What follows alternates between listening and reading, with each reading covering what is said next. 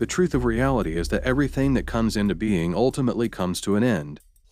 And so it is with this icon of military air power, beloved by the troops on the ground for its unique toughness, its fierce, close air support, and the distinctive growl of its A-10 Gatling-style autocannon.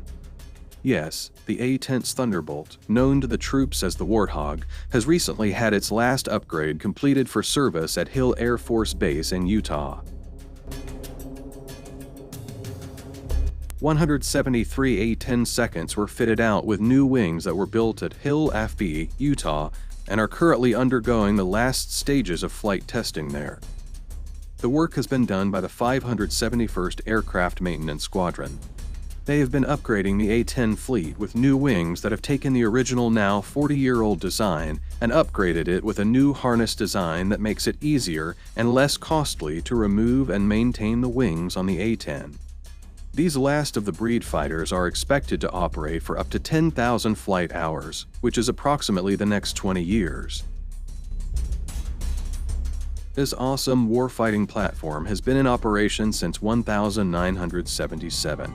It has proven its value as a close air support fighter on countless occasions during its lifetime. It has endeared itself to the troops on the ground for its ugly, intimidating, and powerfully effective presence over them when they were in trouble. When troops find themselves in the thick of it with the enemy, to look up and to see those at 10 seconds coming overhead and then hearing that menacing of their 30mm Gatling guns coming down from the sky, putting such focused and devastating power onto the enemy, always elicits a sense of awe and gratitude in them that such a beast is on their side.